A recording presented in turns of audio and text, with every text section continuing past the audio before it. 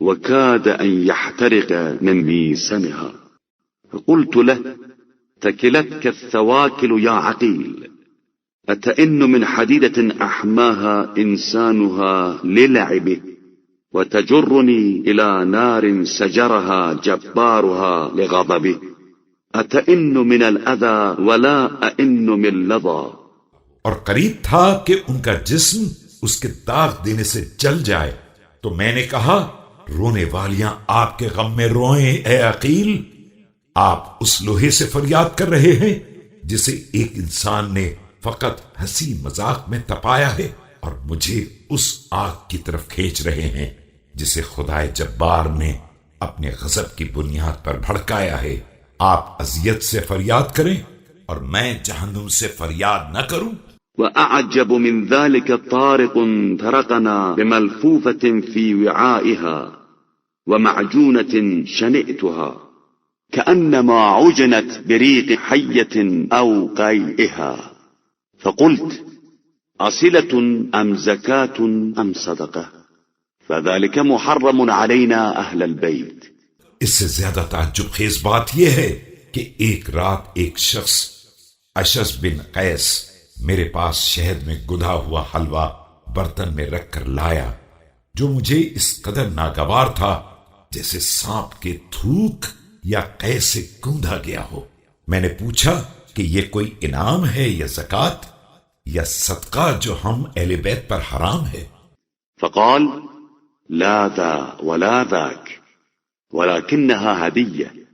فقلت: هبلتك الهبول، أعن دين الله أتيتني لتخدعني، أمختبت أم ذو جنة أم تهجور؟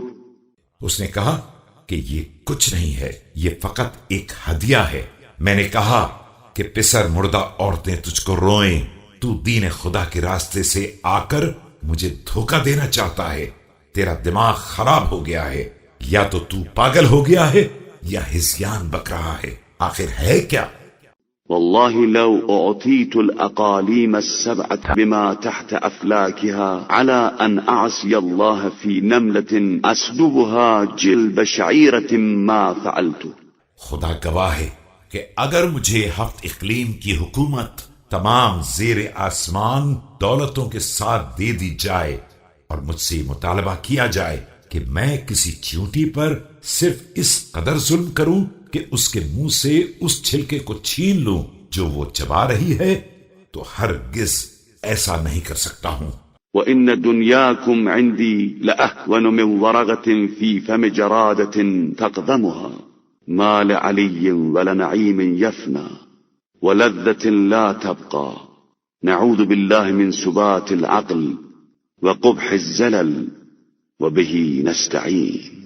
یہ تمہاری دنیا میری نظر میں اس پتی سے زیادہ بے قیمت ہے جو کسی ٹڈی کے منہ میں ہو اور وہ اسے چبا رہی ہو۔ بھلا علی کو ان نعمتوں سے کیا واسطہ جو فنا ہو جانے والی ہیں، اور اس لذت سے کیا تعلق جو باقی رہنے والی نہیں ہے۔